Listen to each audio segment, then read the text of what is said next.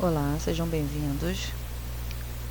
Hoje vamos dar continuidade falando sobre citologia dentro da radiologia. Vamos precisar ter algumas noções básicas sobre a célula para poder entender como os tecidos e os órgãos dentro de cada sistema vão se estruturar e ter as suas funções executadas. Então a gente inicia esses estudos pelo estudo da célula dentro da citologia.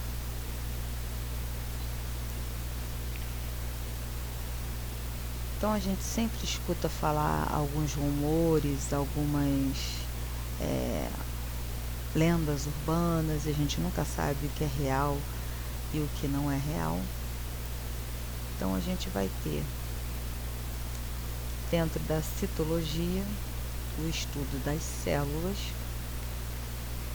a nível das suas organizações e suas funções. Então, o que é uma célula, né? A classificação, a composição interna da célula, né?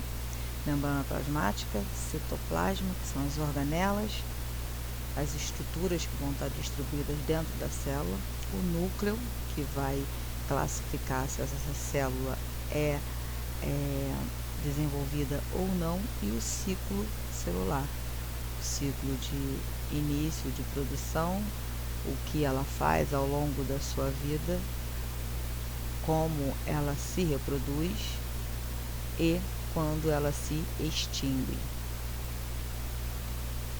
Então, quando a gente observa a célula, né, a gente lembra do segundo grau, né, quando a gente teve contato com a célula pela primeira vez, que a gente, para poder entender de uma forma bem simples, bem prática, o professor falava que parecia um ovo frito, né? Mas a estrutura de uma célula é bem semelhante, se você for olhar de uma forma mais simples. Então, uma célula eucarionte é uma célula que tem núcleo individualizado, tá? Ela tem um núcleo com uma membrana dividindo o material do núcleo do material do restante da célula. Já uma célula procariontica, ela não tem núcleo individualizado, o material fica disperso pela célula. Então, a célula é a menor unidade, ou seja, é a unidade básica, estrutural e funcional de todos os seres vivos. Então, a área da biologia que estuda a célula é a citologia, tá? A nível de sua estrutura e funcionamento. Aqui nós temos algumas células separadas pelas suas formas, né? Seus formatos. Então, nós temos as ovaladas, que estão presentes no tecido epitelial, as discoides, que são as hemácias, fusiformes, alongadas, tecido muscular, estreladas, que são os neurônios, bastonetes, que são bactérias, e cocos, que também são bactérias. Então, de acordo com a estrutura, os seres vivos vão se dividir em dois grupos: os procariontes, que proto vem de primitivo, núcleo e ser. Então, é um ser de núcleo primitivo. E aí, eucariontes, o eu vem de verdadeiro, cário de núcleo e ontos de ser. Então, é um ser com núcleo verdadeiro, ou seja, individualizado, separando o seu material do restante do material da célula. Então, basicamente, uma célula é formada por três partes básicas: a membrana plasmática, que é a capa que envolve a célula, o citoplasma, região que fica entre a membrana e o núcleo com estruturas que controlam as atividades celulares. Então, a gente tem aqui todo esse material. Então, a gente tem a membrana plasmática, que vai fazer o processo de filtração, absorção de forma seletiva, ou seja, ela vai selecionar o que entra e o que não entra na célula, tá? Ela tem uma permeabilidade seletiva. Dentro do citoplasma, nós vamos ter presente as estruturas distribuídas e o núcleo, onde a gente vai ter a membrana nuclear e os componentes do núcleo guardadinhos aqui dentro, tá? Então, apesar da diversidade, algumas células compartilham ao menos 3 características. São dotadas de membrana plasmática, contêm citoplasma e possuem material genético, que é o DNA. Então, estruturas especializadas na realização de funções no citoplasma são ribossomos, retículo endoplasmático, complexo de Golgi, lisossomos, mitocôndrias, peroxissomos e centríolos. O núcleo, ele foi descoberto em 1833, ele contém o DNA da célula, o material genético da célula. Ele delimita através de um envoltório nuclear e se comunica com o citoplasma através dos poros nucleares.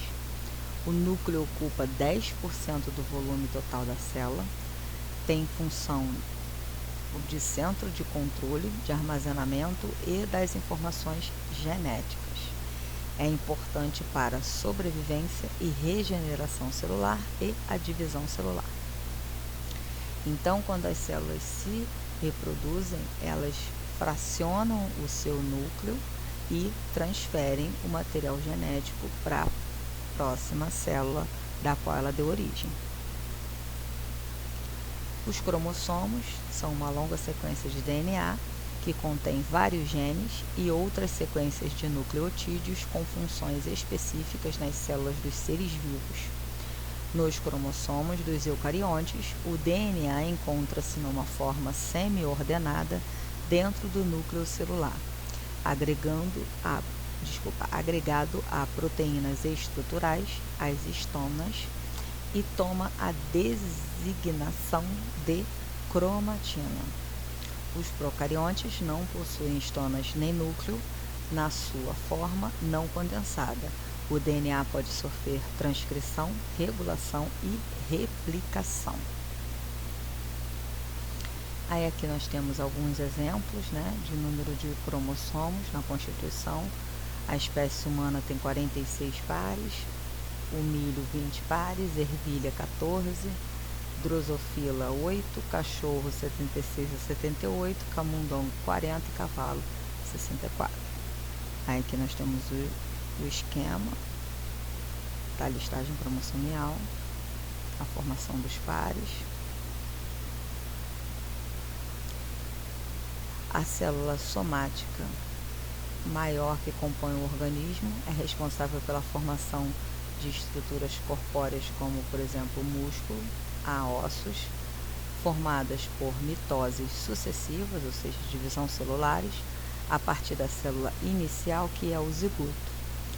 Células germinativas estão presentes nas gônadas, ovários e testículos, onde se dividem produzindo os gametas, óvulos e espermatozoides necessários na reprodução, formada por meiose a partir de células diploides. Por que a gente precisa entender a citologia na radiologia? Porque como a gente vai estar trabalhando com componentes baseados na produção de radiação ionizante, a gente precisa conhecer os efeitos dessas radiações na célula. E para poder compreender esses efeitos, a gente precisa saber como os processos celulares funcionam, como é que a célula se reproduz, qual é o tipo de falha que uma célula pode apresentar quando exposta à radiação, como essa célula pode se reproduzir com falha após ter sido atingida por radiação, qual é a parte da célula que vai ser afetada. Então, a partir daí, começa a fazer sentido quando a gente ouve falar sobre mutação celular, alteração celular, reprodução celular e assim por diante. Então, é muito importante que a gente conheça como as células funcionam para que a gente possa entender como protegê-las, tá? Então, protegendo o indivíduo da radiação, sempre que for possível, a gente diminui a possibilidade de uma célula ser atingida pela radiação e, a partir daí, alterar a sua constituição ou a sua funcionalidade e passar a se comportar como uma célula com problema e transferir essa informação para outras células conforme ela for se reproduzindo. Então, aqui a gente tem um esqueminha do que pode acontecer com a célula quando ela é exposta à radioatividade. Então, a gente tem uma fonte de radiação atingindo uma célula saudável, pode não acontecer nada. Se não acontecer nada, para por aqui. A célula pode ser danificada, aí a partir daí ela pode se recuperar ou morrer, e após se recuperar, ela pode se reproduzir com células não danificadas, e as células filhas, no entanto, podem morrer.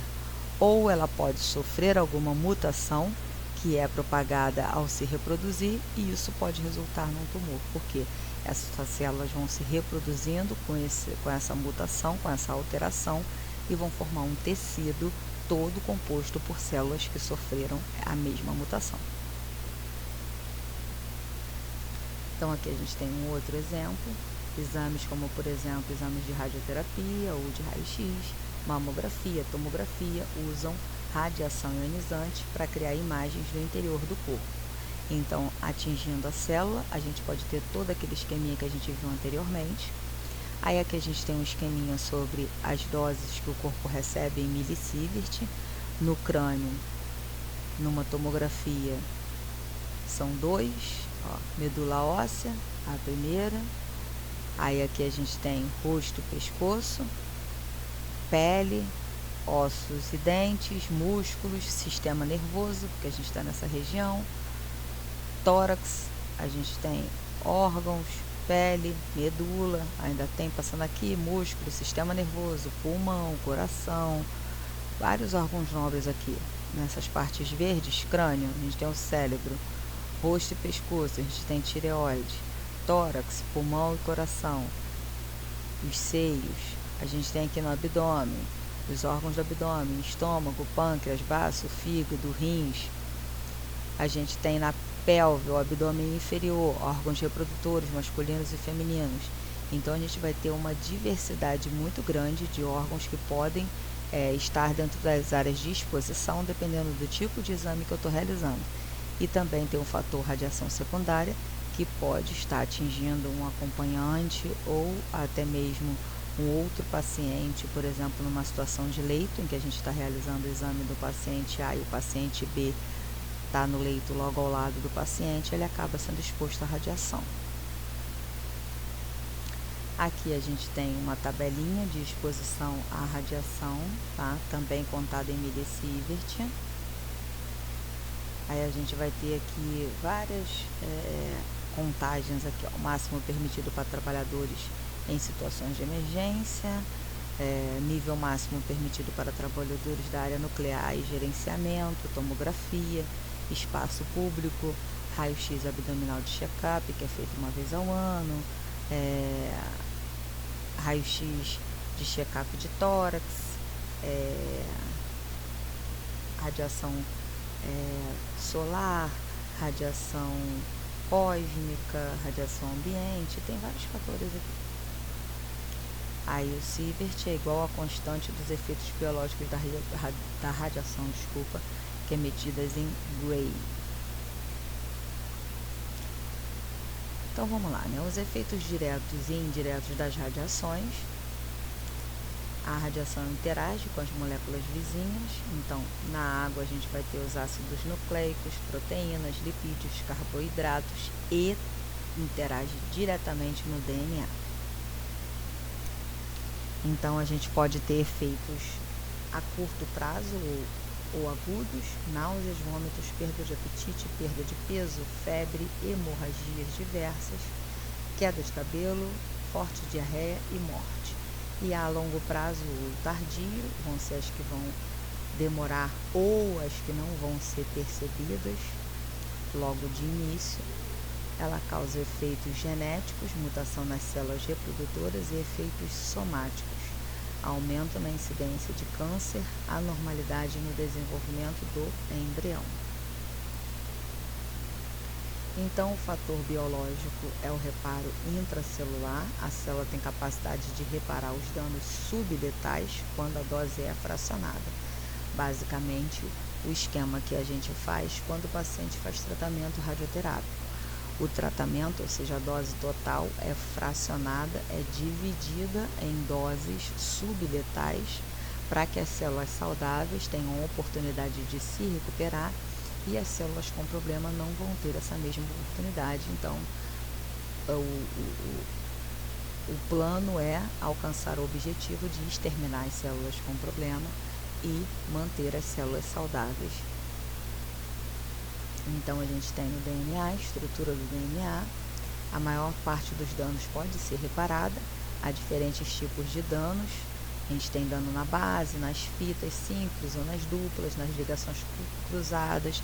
Então, o dano na estrutura do DNA ela pode acontecer em várias formas diferentes. Tá? Aí, vários tipos de lesões induzidas no DNA por radiação ionizante. Então, a gente tem quebra da fita simples, quebra da fita dupla, quebra do açúcar, perda da base, quebra das pontes de hidrogênio. As ações das radiações no DNA, a gente tem a mutação gênica e a quebra da molécula. As mutações gênicas ocorrem as alterações introduzidas na molécula de DNA, que resulta na perda ou na transformação de informações codificadas na forma de genes. Quebra das moléculas resulta na perda da integridade física do material genético. Quebra das moléculas. Nosso mundo é radioativo desde a sua criação. Existem mais de 60 elementos radioativos que podem ser encontrados na natureza. Radionuclídeos são encontrados no ar, na água e no solo e até em nós mesmos. Todos os dias nós inalamos radionuclídeos no ar que respiramos e ingerimos radionuclídeos presentes nos alimentos e na água. Vocês já sabiam disso? Já observou no rótulo da sua água mineral se vem dizendo lá que aquela água é de uma fonte radioativa? Ela contém minerais radioativos? Não colhou, né? Então, a radiação é uma emissão de energia por meio de ondas e partículas, por exemplo, raio-x, raios alfa, beta e gama. Onde ondas de rádio, micro-ondas, ultravioleta, luz infravermelho e luz ultravioleta também estão presentes. Radiações ionizantes é a radiação que possui energia suficiente para ionizar átomos e moléculas. Pode danificar células e afetar o material genético, o DNA, causando doenças graves, como por exemplo o câncer, e levando até mesmo a morte. Radiações ionizantes são raio-x, raio-x, raio Y, radiação alfa, radiação beta e nêutrons. Aí a gente tem o íon, que é um átomo eletricamente carregado. Radiações diretamente ionizantes são as radiações que têm carga, interagem com o meio, principalmente por meio de um campo elétrico, e transferem sua energia para muitos átomos ao mesmo tempo. Ionizam vários átomos ao mesmo tempo, interagem continuamente e penetram pouco na matéria. Por exemplo, elétrons, partículas alfa e partículas beta. Então, nós vamos parar nossa parte do conteúdo por aqui, radiação ionizante. Daremos continuidade numa próxima aula. Espero que vocês tenham gostado e até a próxima.